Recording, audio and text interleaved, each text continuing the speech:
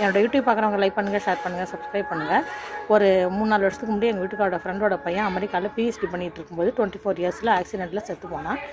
எந்த ஒரு கெட்ட பழக்கமும் இல்லாத, படிக்கும் போதே வர்ற ஸ்டைஃபனில் அவங்க அம்மாவுக்கு நகை வாங்குறது, வீட்டுக்கு வேணுங்கிற டிவி வாங்கி கொடுக்குறதுலேருந்து ரொம்ப கேரிங்கான பையன். செத்து போனப்போ ஒரு 1 வீக் வரைக்கும் புருஷன் முன்னாடி 2 பேரும் ரொம்ப கொலாப்ஸ் ஆகிட்டாங்க. இந்த மாதிரி ஒரு அருமையான குழந்தை இழந்துட்டோம்னு. அப்புறம் அவங்களுக்கு அந்த பையனுக்கு, செத்து போன பையனுக்கு ஒரு அக்கா, அதுக்கு அந்த அக்கா கல்யாணம் ஆகி ஒரு குழந்தெல்லாம் இருக்குது. அதுக்கோசம் நம்ம வாழணுன்ற அவங்கள டக்குன்னு அவங்க மனசை மாற்றிக்கிட்டு அவங்க நார்மல் லைஃப்க்கு வந்துட்டாங்க. வெளியில் எல்லாருக்கு முன்னாடியும் சந்தோஷமாக இருக்க மாதிரி காட்டிக்குவாங்க, ஹாப்பியாக டூர் போவாங்க, எல்லாமே கொஞ்சம் மாற்றிக்கிட்டாங்க. அவங்கள என்னென்னா, அவங்களுக்கு இன்னும் ஒரு பெண் குழந்தை இருக்குது, அதை நம்ம அது சந்தோஷமாக இருக்கணும், நம்ம சந்தோஷமாக இருக்கிற மாதிரி காட்டிக்கணும் அப்படிங்கிறதுக்கோசமாக அவங்க அவங்கள மாற்றிக்கிட்டாங்கங்கிறது தான் உண்மை.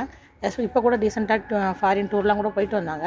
எதுக்கு சொல்கிறேன்னா, சில இழப்புகள் தவிர்க்க முடியாதுங்கிற பட்சத்தில் அது போனது தான், திருப்பி வரப்போகிறது இல்லைங்கும்போது உண்மையை நம்ம ஒத்துக்கிட்டு அதுக்கு தகுந்த மாதிரி நம்மளை மாற்றிக்கிட்டா நம்ம கூட இருக்கவங்களுக்கும் சந்தோஷமாக இருக்கும். நம்மளும் சந்தோஷமாக இல்லாட்டி இருக்கிற மாதிரி காட்டிக்கிட்டாவே அதுவே ஒரு சந்தோஷம்தான் அப்படின்னு நான் நினைக்கிறேன். லைக் பண்ணுங்கள், ஷேர் பண்ணுங்கள், சப்ஸ்கிரைப் பண்ணுங்கள்.